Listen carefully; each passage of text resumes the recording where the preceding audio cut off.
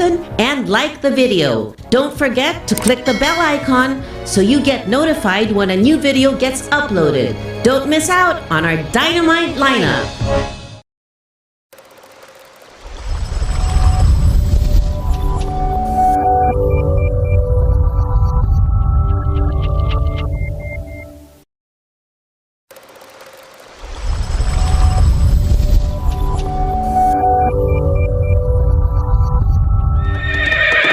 Radio Bandido, recognized and awarded as protector of your democracy in EDSA 1 and EDSA 2.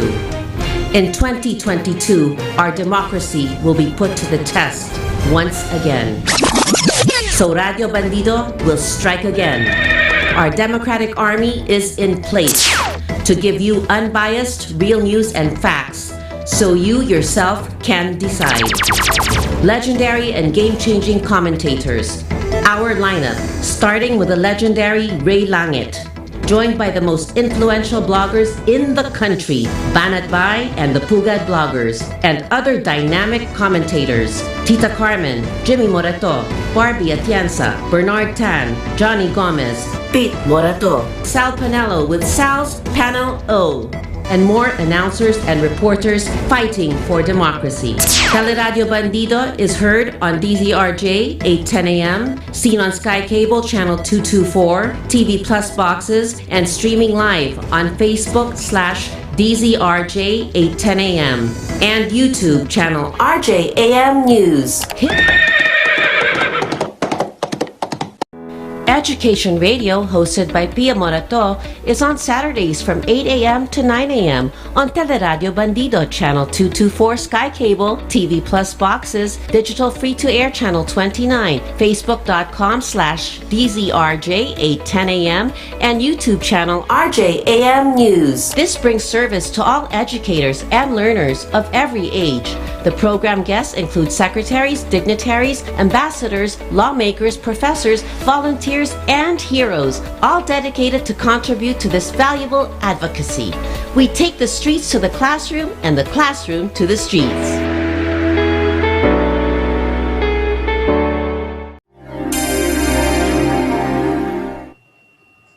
Good morning.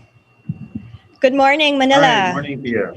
Good morning, Lieutenant General. Welcome back.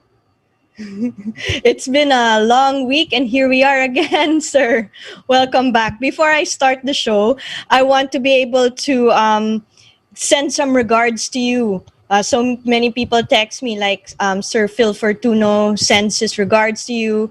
And Yusek Joel Edco, sabi niya magkasama po kayo kahapon sa isang meeting. So he says hello and good morning. So welcome back, sir. I think our hottest topic, and we talked about this last, would be the BDP. And I really want to take the time kasi po to explain then more to people. I actually wrote about this also in my column because it begins with the EO70. So maybe let's draw it back muna to the EO70, which is the whole of nation approach, where it places focus on the development at the barangay level with certain strategies, right, meant to achieve inclusive and sustainable peace. Yeah, so Pia, it really started with this Executive Order 70, which the President signed in December 2018. 2019. So Yes, sir. with this EO, the National Task Force to End Local Communist Armed Conflict was created. So along with it came all these agencies, many, I think 27 agencies now, to compose the different clusters. And contrary to popular belief that the NTF-LCAC is all about, fighting the enemy, the armed components, no. Far from it. Iba na kasi mga battleground natin ngayon, sir, eh. Diba? Yes. That's what I learned from all of you. I'm a good student. In fact, what we're doing now is part of it. Improving the machinery of the government to share all these good programs to our people, all this, development programs and all other activities of the government to show its sincerity in pushing really for good governance. So before I jump to this barangay development program, let me just emphasize that the NTF LCAC really is nothing but pushing for good governance. That's why one of the first clusters that was created was this local government empowerment. So this time we need to empower the LGUs, the local executives, in order for them to deliver the services to their constituents. It's not the national government all the time doing this. Yeah. Kasi yun yung laban. Ang laban nasa communities, nasa barangay, nasa sitios. Yes. Although meron ding problema rin sa mainly some in the urban for the white area, itawag nilang white area operations ng Communist Party. Yes. So essentially, we focus our programs on these LGUs, specifically the local government executives and units who are, shall I say, medyo neglected. May neglect ang government, especially doon sa mga isolated, we call this, Pia, the GIDAs, right? The geographically isolated and disadvantaged areas. Yes. Ito talaga yung mga nasa laylayan. Halos hindi marating ng gobyerno dati. Kasi walang mga kalsada o walang mga tulay. So yung tao, iikot ka ng so many kilometers just to cross the other side of the creek. So these are very basic issues. Yeah. And can you imagine, Pia, halimbawa, isang estudyante, ang eskwelahan ay nagkataon nandun sa kabila ng creek. And the young kids, they have to walk like 2-3 hours. That's right. To go around to reach their school. Yes. Evade this creek. So this time, it's about constructing itong mga projects natin ngayon, mga hanging bridges. Yes. Very simple projects and yet very meaningful and sobra grabe ang impact. Yes, because I remember nga, sir, like, as a teacher, I would feature all these things with a alternative learning system, how they would have to cross a river just to get to their school, right? And it would take 2 to 3 hours. And you'd think, di ba, parang, ba't ganyan ang buhay nila? Ang tagal-tagal na. Now we're doing it. And then yet, there's some opposition as to why we're doing this now. And why we're doing it so quickly. And that's it, even more so quickly. Kasi if I recall correctly, this barangay development plan is 3 years, right? It's a 3-year comprehensive multi-sectoral development plan, right? So that's pretty quick. We've been doing this for how long already? And we're reaching the very, very grassroots na talaga po. Yes, and remember, many of these barangays, isolated barangays, who had issues with the government and therefore most vulnerable to the NPA's exploitation and recruitment. They've been asking for this way before the NTF LCAC was created, Pia. Ito yung hinihingi sa amin sa AFP. Kasi kami lang yung nakakarating dati sa kanilang mga lugar. Yeah.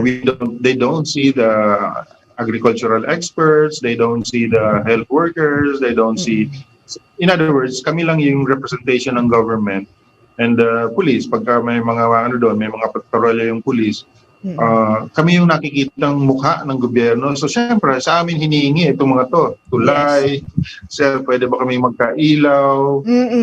Can we have at least some livelihood? Kasi it's very difficult to bring our products to the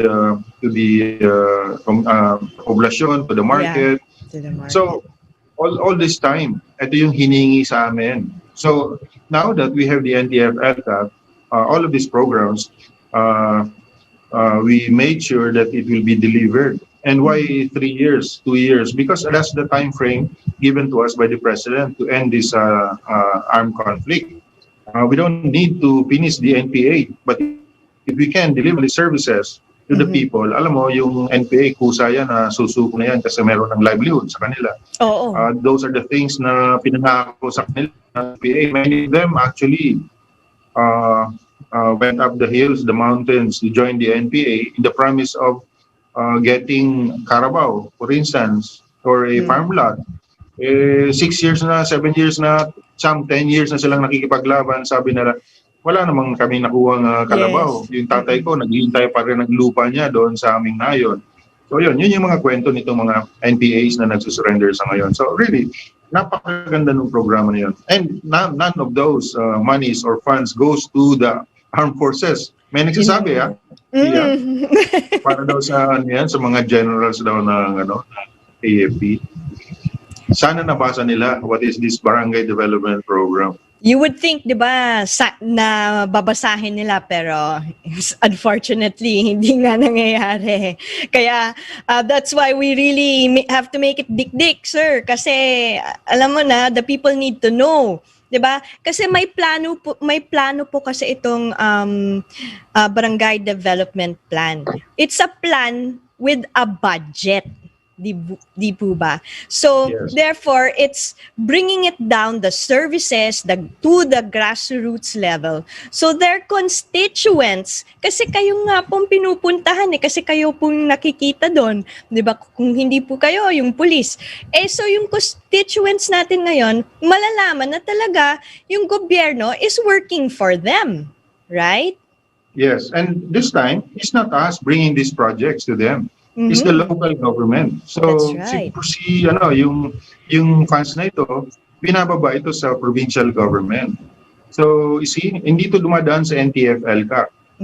Diretso ito doon sa local government executives for their implementation sa mga municipalities and barangays.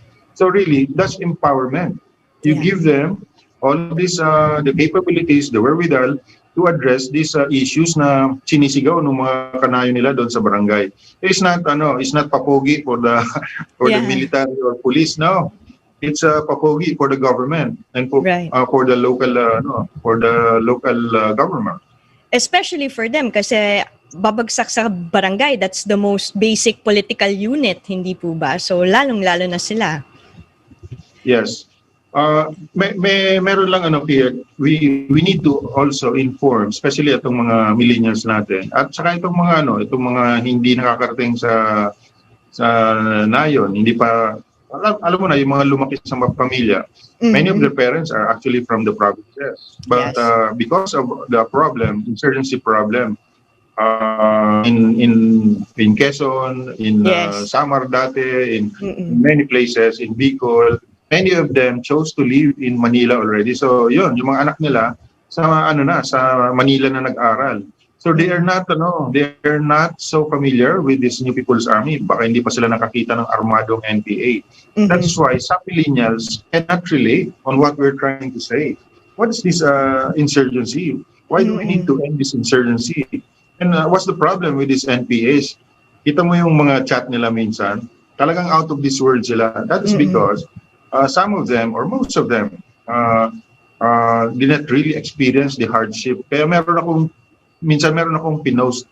Alam mo si Congresswoman Lucy Torres, may statement siyang sinabi. May kinuwento niya yung kanyang karanasan sa Leyte with her parents, ganun. Yung hirap ng kanilang mga magulang, yung mga sinunog ng mga equipment nila, and then yung mga workers nila na pinatay. So pinatay ng NPA at alam na alam ni Congresswoman Lucy Torres yun. So nai-relate niya ito. So at least if we have people who are like this who can share their direct and personal experiences of this the violence and this the misery that they experience with the NPAs. Ito yun. This will translate to the awareness of our youth, especially itong mga millennials. Yes. Ito, Lucy Torres, sabi na, akala nila artista, congresswoman, or model. Ito yun. Makikinig siguro sila. May probinsya kasi siya. So alam niya, parang tayo sir, may probinsya tayo. We're from Quezon. So alam po rin natin yung mga nangyayari dyan sa Quezon. They will build roads. The roads will be stopped because, insurgents will come in. 'Di ba? Alam naman po natin na we are building roads because we want this for the farmers so that they can easily take their produce down to the markets, right? But hindi nangyayari because lagi na lang napipigilan nga ng mga kabila, right? Alam na, that's how many years of that in Quezon province, sir, but it's a different story now, and you and I are from there, so we know that it's different. It's changing. Yeah. It's so Nandiyan ka kasi, sir, eh. At kausap ko lang yung mga tao last time from Quezon. They're from Bondok Peninsula. Sabi nila na, sir, dati yung produkto namin halos hindi mabili. Kasi ang layo-layo ng pinanggalingan, by the time na makarating dun sa highway, sabi nila, halos gutay-gutay na yung mga produkto namin, yung mga vegetables namin ay So bakit hindi, ba't kayo nahirapan? Kalabaw lang sir ang pinanghihila namin kasi wala namang kalsada. Kabayo lang pinanghihila. So bakit walang kalsada? Ewan ko lang sir, hindi matapos-tapos yung project doon, sabi nila. Yes. When I did my research, ayun na yun, kinukutongan ng NPA, inaharas yung mga contractor kung hindi magbigay, until we had this concept, yung armed forces, not my time, but yung my previous commanders doon. So naalalayan talaga yung mga contractors so that they will be able to finish the project. So now, tuwang-tuwa yung mga tao kasi may value na ngayon yung kanilang vegetables. At hindi na mahirap hindi na mahal yung mag-hire ng truck. Kasi yung truck na pipick up ng kanilang mga goods ay madali nang makakarating doon. Maganda na yung kalsada. So these are the experiences that people from in Manila should know. Yes. Alam mo, akala nila Imperial Manila irrelevant na itong insurgency na ito. No, napakadami pang naghihirap. And although patapos na ito pagka natigil itong momentum natin, ang laking kawalan na naman dito sa ating mga kababayan. So I hope we will really get the support of our citizens, our constituents in Metro Manila. Yes. Those who are not affected personally by this all this trouble brought by the New People's Army. Yes. Yes. And that's the thing, no? Now that you mentioned this, it brings me to the article that you wrote in the Manila Times, which is the sense of the sense of urgency and not stupidity is the antidote to insurgency, right? This is really urgent talaga. Kasi ilang dekada na tayo ganito. So I think that it's always good to cite to, especially the millennials, what you mean, sir, by this sense of urgency. Kasi they do not understand yung duplicity tactics na ginagawa nila. Malayo sila masyado sa mga pangyayari let's say, with Congressman Lucy Torres. Ang layo, hindi nila ma-imagine yan. Or sa atin sa Quezon, di po ba? Yeah. I mentioned there that this war has been going on for so long. That's really the design of the Communist Party, this National Democratic Revolution that they're trying to pursue is really a long-drawn process. Hindi to, sabi ko nga dyan, blitzkrieg, no? Kaya yan nag-split yung seasonites at saka yung mga rejectionists. Kaya nag-split kasi yung mga rejectionists gusto nila madalian, agawin na kaagad yung gobyerno through urban insurrection. Si John Masiso naman, ayaw niya. Gusto niya protracted. Dahan-dahan lang tayo. Creeping. Ang tawag dito, paikutan natin ang Metro Manila nitong ating mga masa, mga supporters until such time na pwede nang sakalin yung Imperial Manila. Yun yung process ni Jose Maria Sison. Kaya nga dito sa Quezon, ang lakas-lakas nila dati kasi ito yung mga nakapaikot sa Metro Manila, the seat of power. Yung Laguna, yung Rizal, so even Bulacan. So yun talaga yun. That's a very, very systematic, yung strategy nila, protracted war. That is why, ang palagi nating maririnig kay Jose Maria Sison ay, sabi nila, yung gobyerno na yan, reactionary yung gobyerno, mga reactionaryong sundalo, yun yung sinasabi. Kasi nagre-react lang tayo dun sa mga action ng CPP-NPA. But this time, proactive tayo, Pia. Ito na yun. Ito na yung programa. Ito na yung mga kinakailangan ng taong bayan. May issues pa lang na nagsisimula. Ito na si gobyerno, nakikialam na at meron ng programa para siguraduhin na hindi na lalala o lalaki ang problema. So, proactive. But But for you to do that, you have to really be able to look further ahead, way ahead. So sabi ko nga, for knowledge, dapat ma-anticipate mo ito. After 52 years, dapat kayang-kaya na natin i-anticipate itong needs na ito, itong mga circumstances na ito, maaring mag-develop into something else. So that's what we're doing now with this NTF-LCAC. So kung kami lang ang nakakita niyan dati, now we are trying to share this with the other members of the NTF-LCAC, other agencies, DSWD, DAR, DNR. So TESDA. we alert them. Yeah. Yes, TESDA especially because it takes a while for people to learn the skills. Bibigyan ka ng DA ng farm implement, hindi wala ka namang skill paano patubuin yung mga or alagaan yung mga halaman or what. So yes, ano talaga 'yon. So para ma-overtake natin yung programa ng CPP na well laid out. I have a question. Urgent, mabilis tayo mag-implement. That's right, sir. Just for a matter of perspective, what was the government po like prior? How was the government in the past? Just to give people a perspective. Before the LCAC. Yun nga yun mabagal. And halos, sige lang, parang parang... Kasi now we're like, we played catch up. Okay. Yeah. Oo. Yes, at saka talagang we are trying to push each other to achieve that objective. Dati, hihilain ko pa yung ibang kasamaan mo sa gobyerno para tapusin natin yung project. I'll tell you one project, Pia.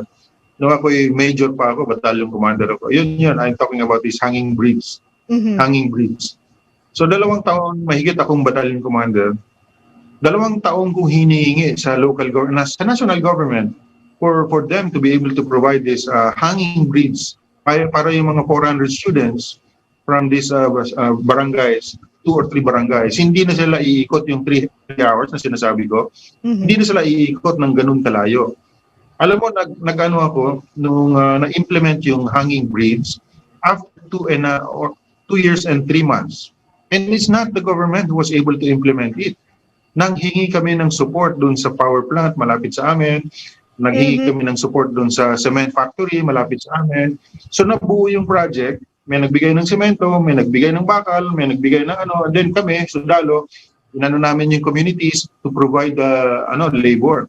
Humingi lang kami ng konting technical expertise from the engineering brigade, Army engineering battalions to provide us the design specs for that hanging bridge. Ayun, nang natuloy yung bridge, saka pumasok ang gobyerno.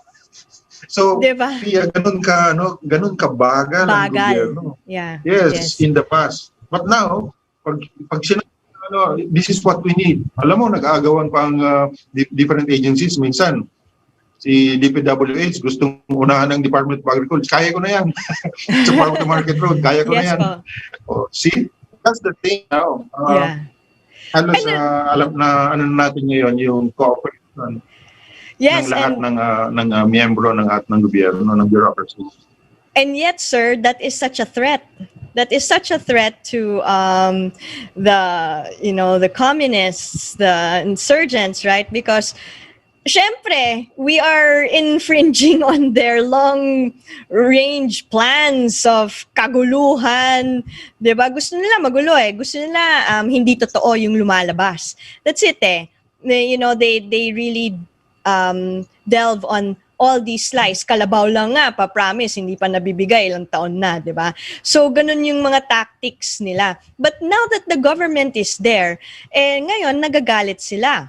Hindi po ba? Galit sila. Siyempre, napapahiya sila, sir. Dahil nagagawa na ng gobyerno ang sinasabi nilang never nagagawa ng gobyerno.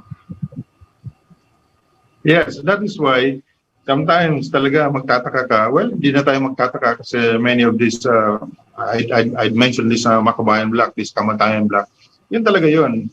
Their purpose of existence is really to agitate people for government's lack of response to their needs. So, ngayon, suddenly, magiging irrelevant sila. Magiging insignificant na sila kasi wala nang community na lalapit sa kanila na, sir, pagtulungan natin ito, bulabugin natin yung gobyerno, mag-rally tayo doon, Wala na. wala na silang mga mass-based supporters na tutulong sila sa aspetong yun. Kasi yung mga communities na pinaasa nila, and by the way, ang laki-laki ng funding nitong mga Makabayan Block na ito. Ang laki-laki ng mga funding nila. Pero magtanong ka, kung meron silang project, ayun, meron akong nakita sa basketball court, meron nakalagay, ang laking pinta doon sa gitna ng basketball. Bayan muna. Akala ko, sila ang nagpagawa ng basketball court. Nung nag-investigate ako doon sa community, sabi nila, sir, matagal na yung basketball court na yan. Pinta lang ang pinrovide nila. So, oh my God!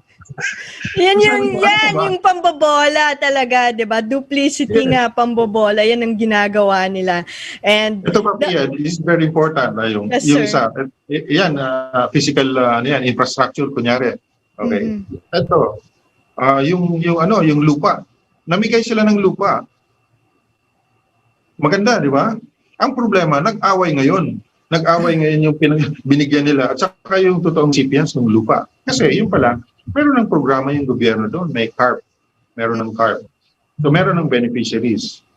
So nung sila ay nag-intervene, ayun, meron ibang taong binigyan na supposed to be hindi naman kasama doon sa. Kaya nag-away-away. So palaging ganoon. That happened in Palawan, in Busuanga, it happened in Busuanga, in Coron, it happened in Mindoro, sa Bulalakaw. Nangyari yan sa Negros, nangyari yan sa Bicol, sa Bondok Peninsula, nangyari yan. And Mindanao. So, yung tao, ina-agitate lang nila, ito, pinangakuha ng lupa, binigyan ng lupa. Ayun pala, hindi naman kanila yung lupang pinamimigay nila. So, ulit, meron talagang agenda, which is paguluhin lalo yung ating sitwasyon. Hindi yung bigyan ng lupa na kanilang masasaka yung mga farmers natin.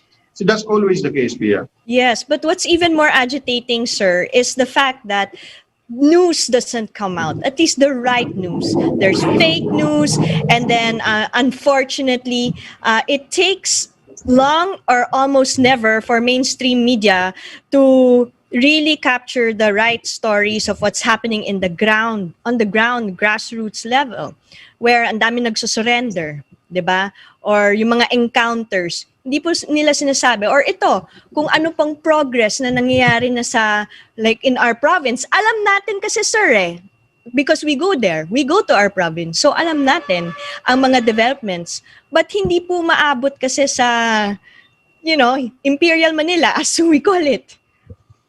Yes. Actually, yung systematic din sila. They try to make sure that this information are suppressed.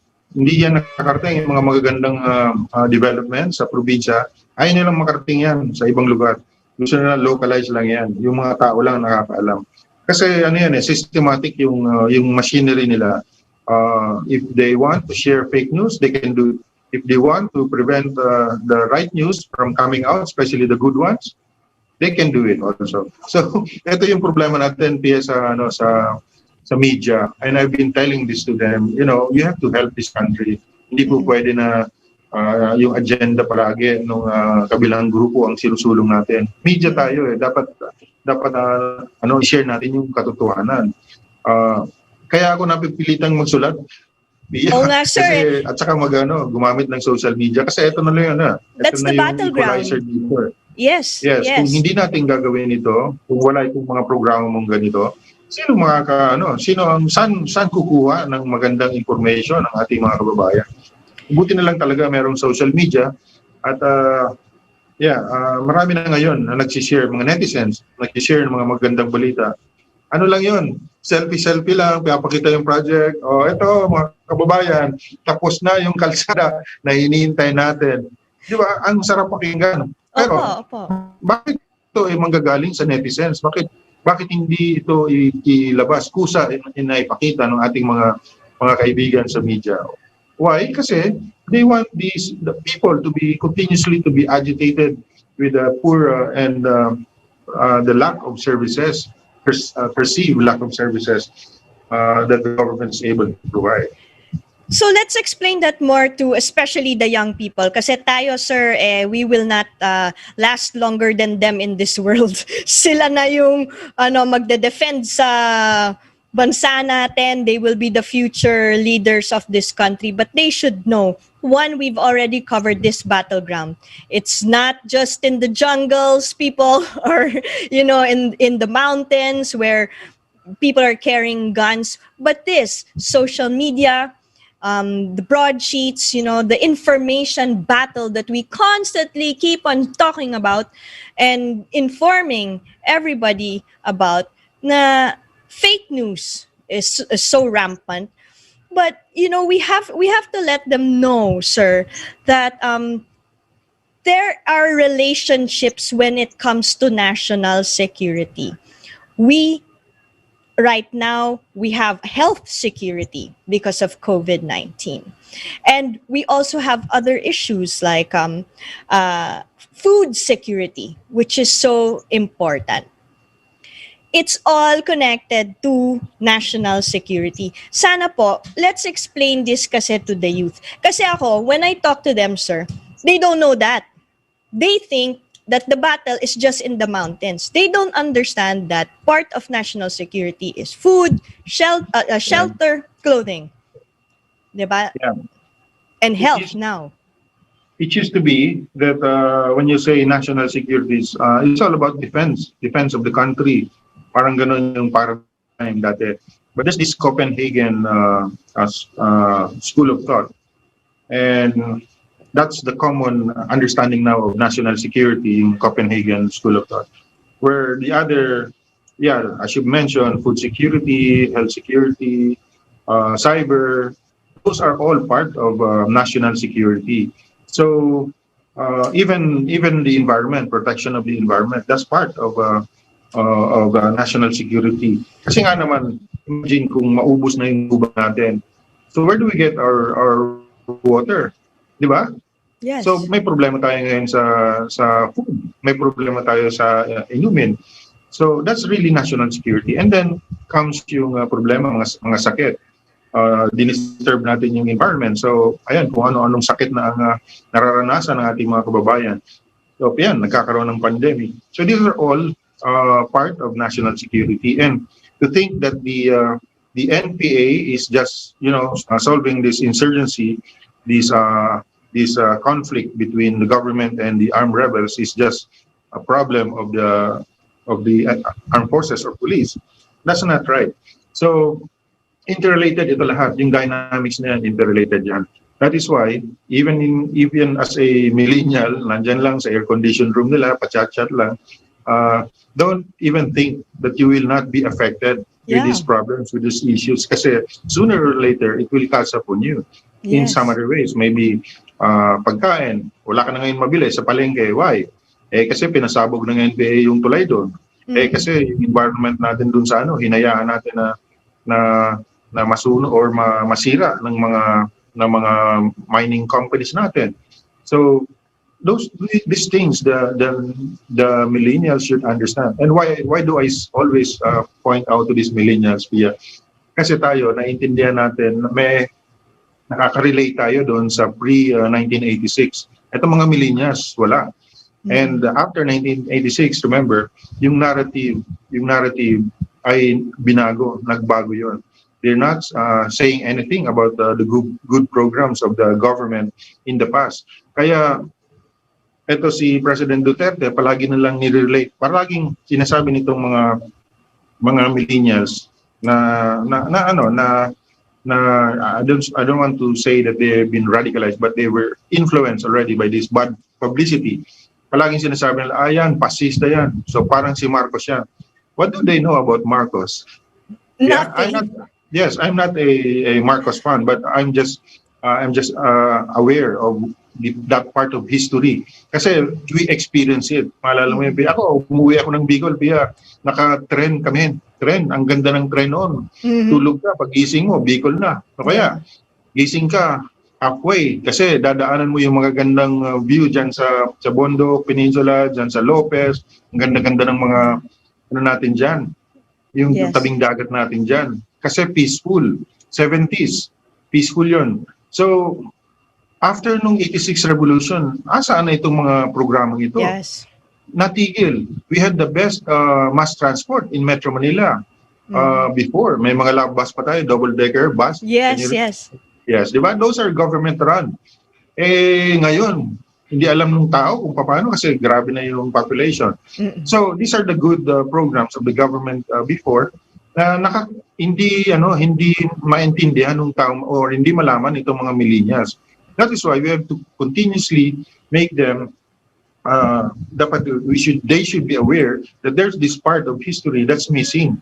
Kasi nga, it was written by the victors. It was written by, those who are against this Marcos government. Of course, we also acknowledge na meron talaga mga abuses during the martial law years. Grabe, alam mo ba yun, Pia, na ako ay biktima ng I martial remember law, you said, yes, I remember. Even my family, sir. Yes.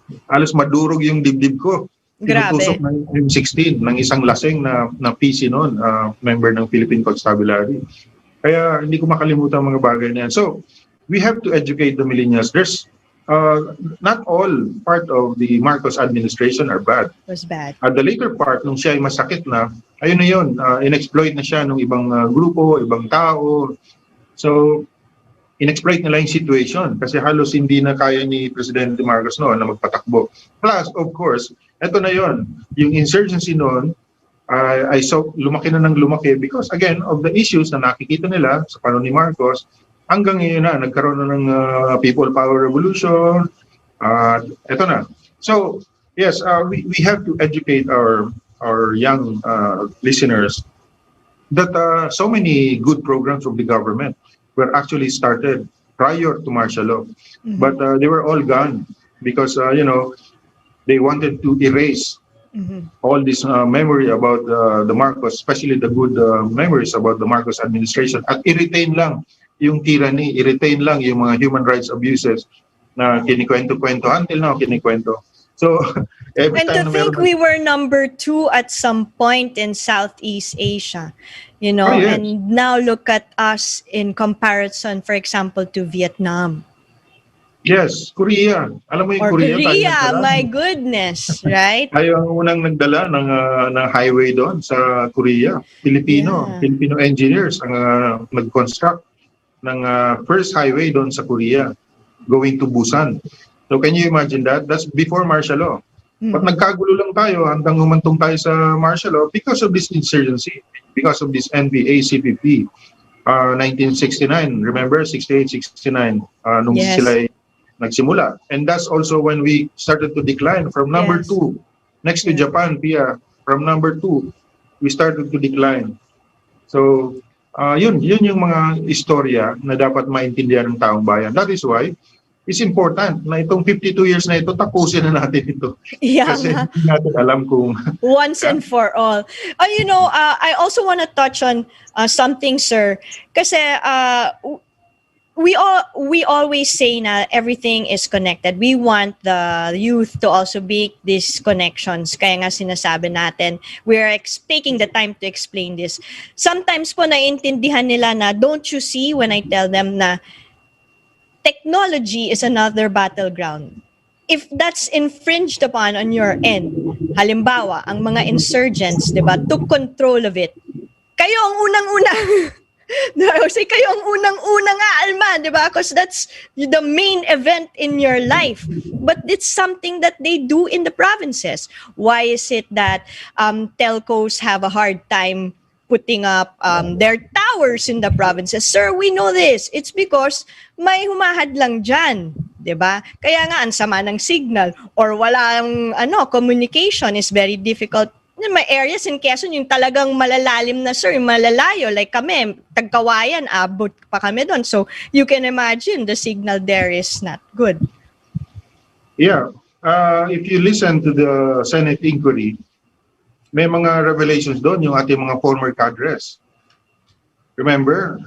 Yes. It was exposed that so many millions, hundreds of millions have been extorted from these telcos. Yes. Kaya yung cost ng ating communication ay napakamahal. So hindi naman yan libre. So if this extortion money is given to the CPP, china-charge siya ng mga businesses, ng mga companies na ito sa atin, sa mga end users. So kaya yan, that's one of the reasons why the cost of communication, itong ating mga cellphone sobrang mahal. Yes. Yun napapactory niya doon. So with power.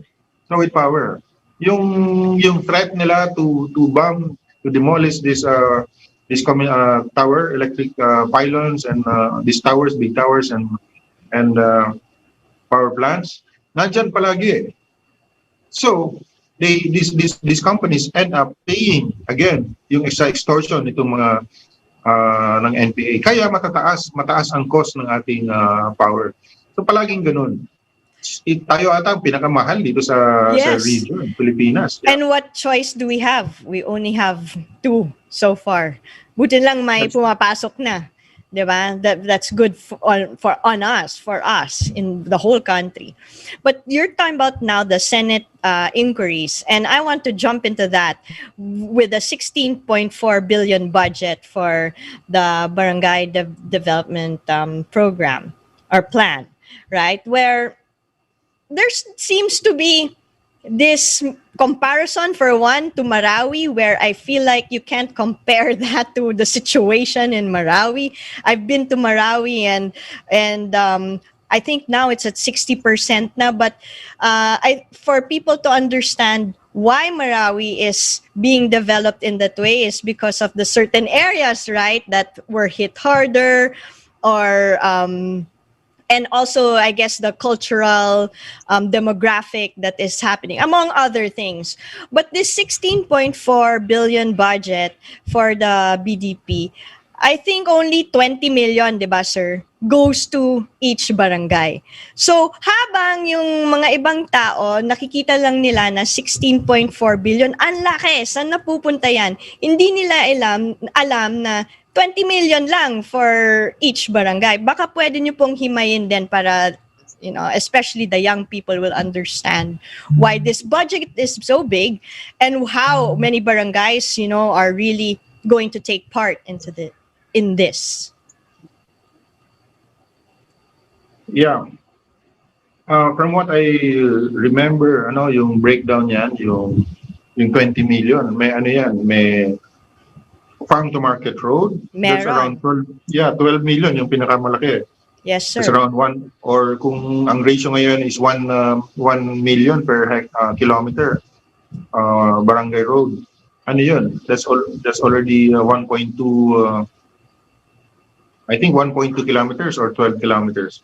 So I don't know now the cost of this barangay road. Iba kasi yung barangay road sa national road. Yes. But essentially, majority of that 20 million goes to barangay road. Now there's electrification, rural electrification. Yeah. And livelihood pa nga.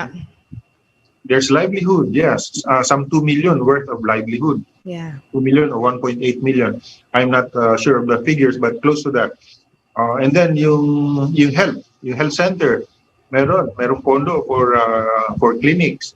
And then clean water, sir. Yes, irrigation and water system. Yun. Yeah. Alam mo, ito talaga isa sa mga hindi nila makakalimutan. Again, I'll read to you a project that we did dyan summer in Batangas. Alam mo yung tubig doon, ang runoff, grabe yung runoff water sa Batangas. Maraming bundok dyan, mapuno pa. Yung mga tao doon sa baba, walang mainom na tubig na maayos. So, yun, kinik advantage lang namin yun. We brought the engineers doon sa taas ng bundok and pinag-aralan namin kung paano ma-contain yung water coming from the spring. At yun, nagawa namin ng dam. And that dam, with the help not with the help of LGU or national government, again, with the help of civil society sector organizations, mga individuals, nagawa namin yung dam, and it was able to serve 6 sitios, 2 barangays, and 6 sitios around it. So napakalaki, napakadami. Hanggang ngayon, alam mo, Pia, pag tumunta ako na, sir, di ba kayo nagpagawa ng tubig namin? Di ba, sir? Lieutenant General na ako, hindi nila ako makalimutan. So basic kasi, sir, Basic. Yes, basic. So ito ang hindi ko maintindihan. Gaano pa talaga ka-basic ang gagawin natin para hindi tayo pipigilan itong mga senador na ito na bumabatikos dito sa Barangay Development Program na ito. Oo nga. And they know it. They know that it's not it's not a insertion. Hindi yan pork barrel. Ano yan? Itemized line item yan na na-identify doon sa GAA. So, yes, ito talaga, sana matuloy yung inquiry, Pia. Oo nga, sir eh. Oo nga eh. And sana, sila rin magbasa ng not just one, not just two, but three other things. Di ba? Para maintindihan nila yung buong konsepto ng pangyayari, di ba? For the needs. The needs. For all you know, Pia, for all you know, if this Senate inquiry will again be called again, will baka madagdagan pa yung mga barangay development programs. Oo Now nga, that sir. pagka na-realize nila, kulang pala talaga yung because this time 822 lang. Alam mo 16 yan 1,600 barangay sana yan yung pinropose ng NTF-ELCAC. Because those are the numbers of barangays that we were able to clear from 2016 to 2019. Na-reduce yan, Pia, kalahati na lang kasi yun lang ang kaya ng GAA. Yeah. So, if there will be this Senate inquiry, baka ma-realize nila, dapat pala doblein pa natin ito eh. So, baka mapabilis yung pagbigay ng support dun sa ilang libo pang barangay siya. And I know for next year, we are proposing 1,375 barangays more. And ito, alam mo, we're not even close to civilization. Ito yung mga talagang napag-iwanan ng panahon. Yeah. Talagang napakaliblib nito mga lugar na ito. And meron akong narinig, Pia, if these barangays are already cleared, why do we need to go back to them? Why do we need to provide them this fund, these services? I cannot believe what I heard, Pia. What? Sir, you're scaring me. What? Napaganoon ako. Narinig ko yun. So parang sinasabi nila, tapos na yung reklamo ng tao. Naayos na natin yung pabayaan na natin sila. That's what they're saying. Oh no. So, katrayduran ito. Sa ating mga kababayan. We cannot allow that to happen. Kasi tayo na naman ang sisingilin. Bibuweltahan tayo ng ating mga kababayan. Kita niyo, sir, tama talaga yung sinasabi nila. Puro kayong ngak-ngak. Wala naman kayong programa. Wala naman talagang nangyari doon sa mga sinabi niyo barangay. So that's what's going to happen kapag yung barangay development program na yan ay tinigil. So, but again, I understand why they're able to say that. Kasi hindi na sila grounded eh.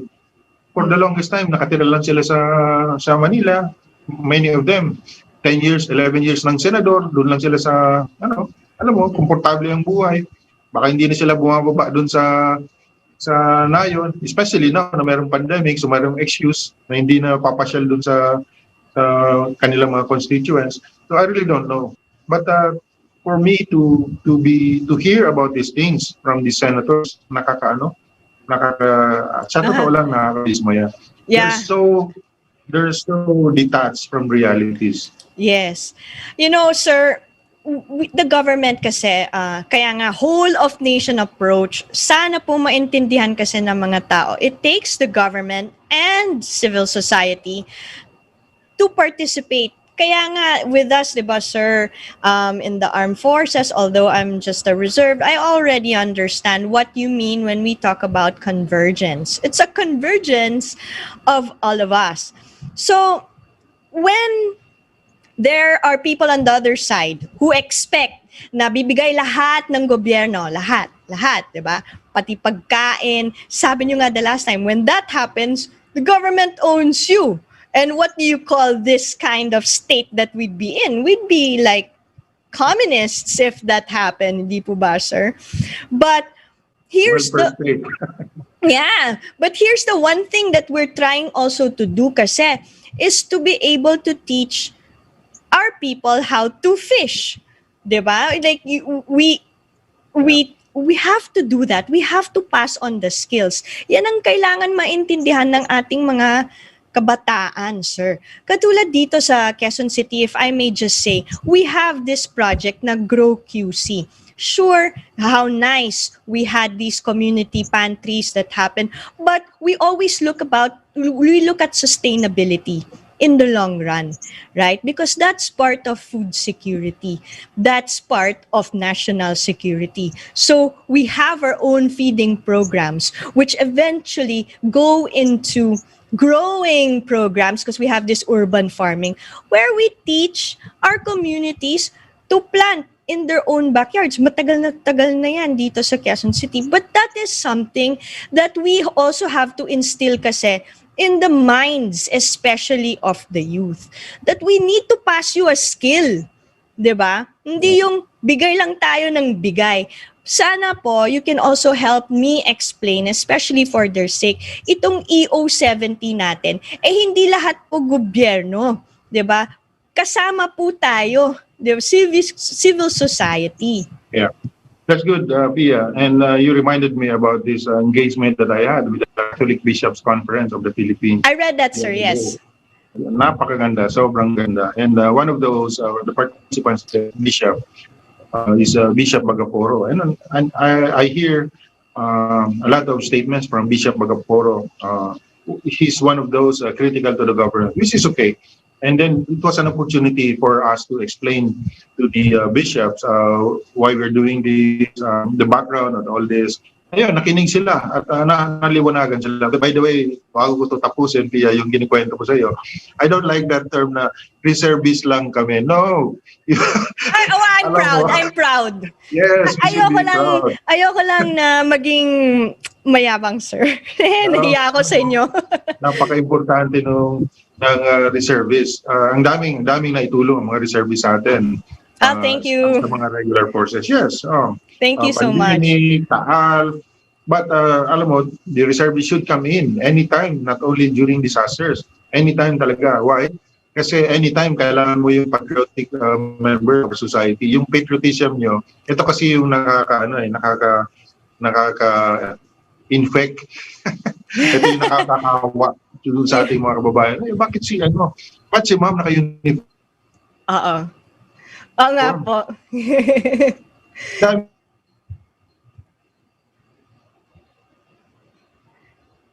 This was we went this conversation with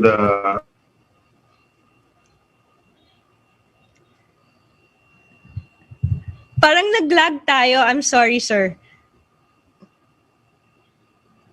Hello. Yes, thank you, sir, for giving the reserves. Nag-freeze po kayo, sir. Nag-freeze po yung inyong Zoom.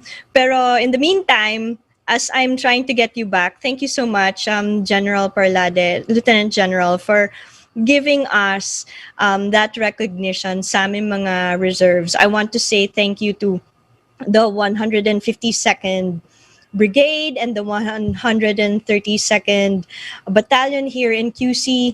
We're doing so many things together.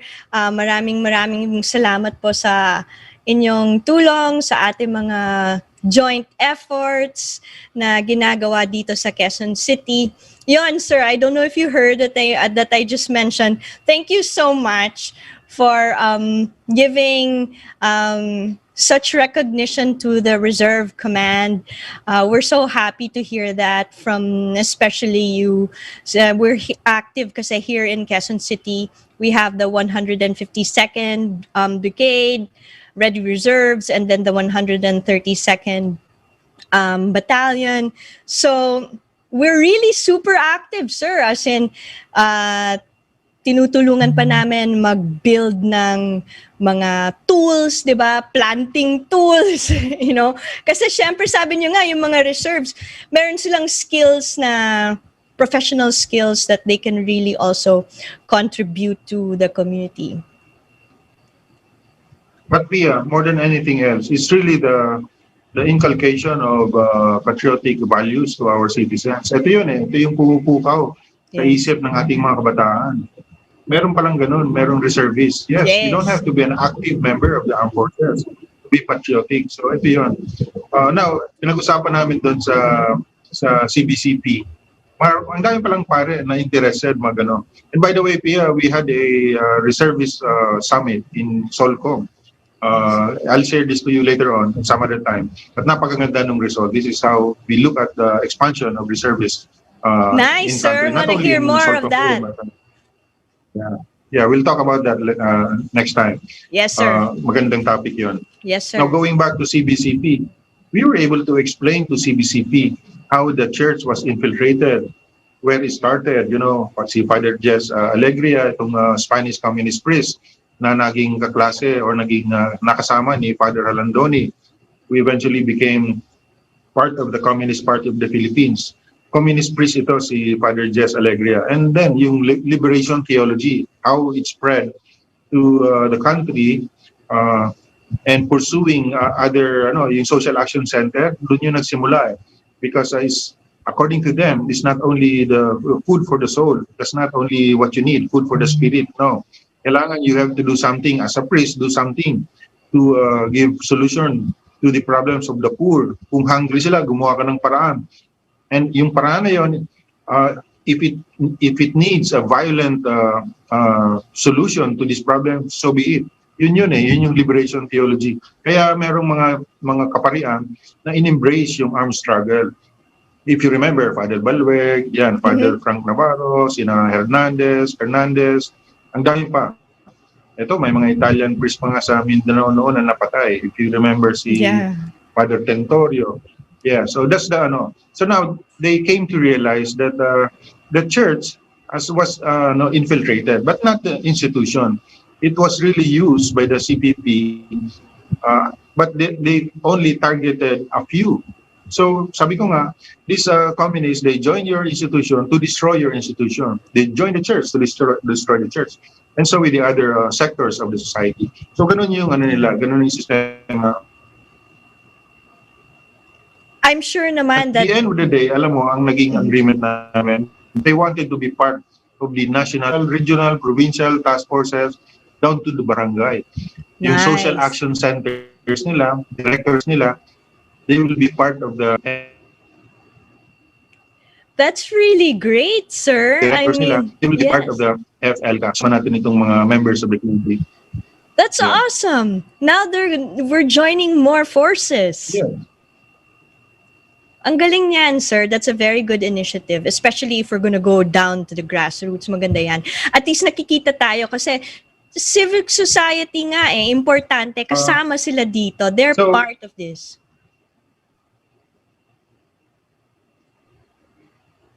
Yes, sir. Go ahead.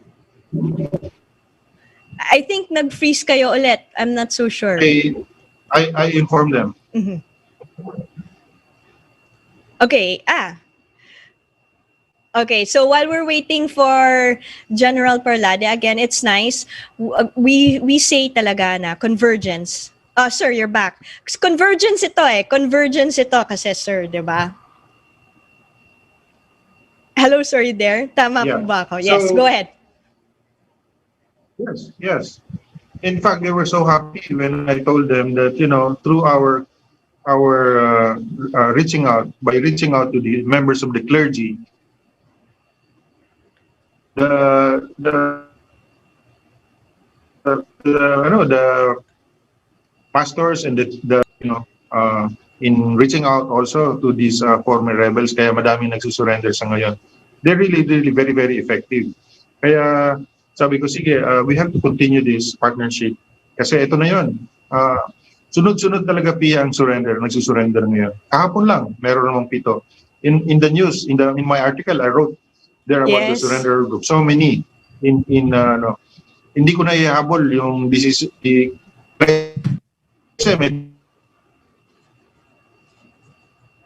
13 na naman na nag-surrender. Alam mo, grabe yung ngayon lang ito nangyayari. Halos magkulang yung pondo ng yung so napakaganda ng mga developments sa ngayon. Yeah. Yes, sir. Hello, sir. You're back? Okay.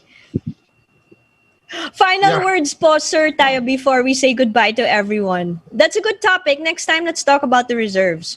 Kasi every time I go around, they think, oh, are you a U.S. Army official? Because I'm so white, I say, "Hindi po, ma'am. Philippine Army po." Yeah. This program is really very it's not only entertaining, Pierre, it's really very educational. So we have to continue with this. And ang daming magagandang programa na dapat pag-usapan dito. So we're happy. We're so happy for being part of this. When I say we, it's the National Task Force LCAC, because it's not only me trying to represent the LCAC. Now more people are beginning to understand what LCAC is all about. So yes, let's talk about many more important topics next time, Pia. Thank you. Yes, sir. Thank you so much for being on the show and for being a great teacher to all of us. We learned so much from you. And for your service, sir, por la patria as always. Maraming salamat po. Magkita tayo sa Quezon soon. Salamat po, sir. Thank you. Have a good weekend. Yeah. Thank you. Thank you. The views and comments of the hosts and guests are not necessarily those of the station.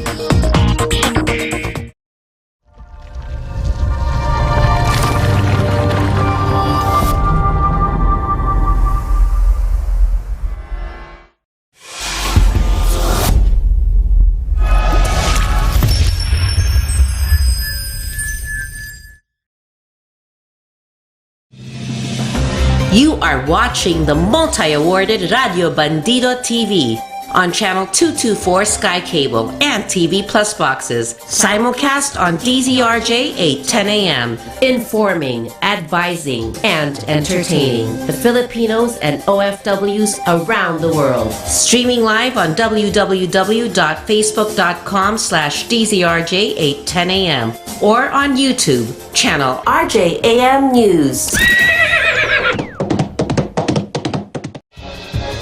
To all Teleradio Bandido viewers and listeners, you can now watch Teleradio Bandido on our new YouTube channel, RJAM News. Hit the subscribe button and like the video. Don't forget to click the bell icon so you get notified when a new video gets uploaded. Don't miss out on our dynamite lineup.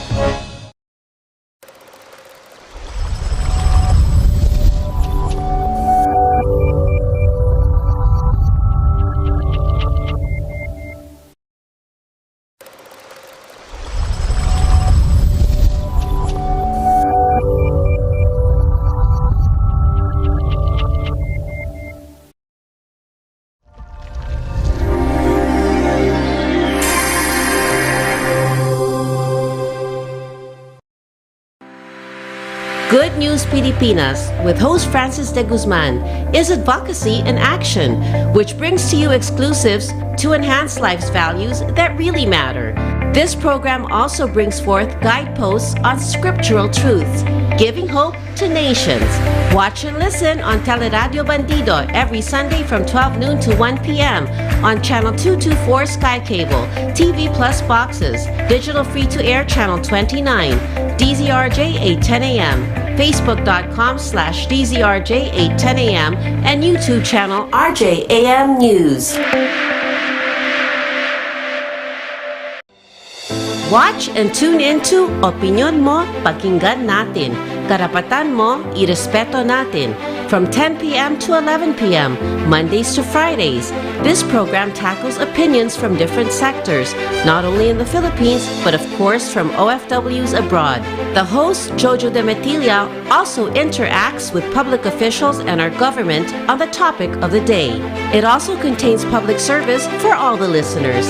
Watch and tune in to Teleradio Bandido on Channel 224 Sky Cable, TV Plus boxes, DZRJ 8:10 a.m., Facebook.com/DZRJ 8:10 a.m. and RJAM News. Serbisyo publiko ba ang hanap mo? Programang tutulong at aalalay sa iyo. Tuwing linggo, Carmen Ignacio, Mark Anthony Ignacio, Miss Teresita Amansek, Malasaki Kapwa. 2 oras ng aksyon, ng tulong, ng puso. Malasaki kapwa. 1:00 hanggang 3:00 ng hapon.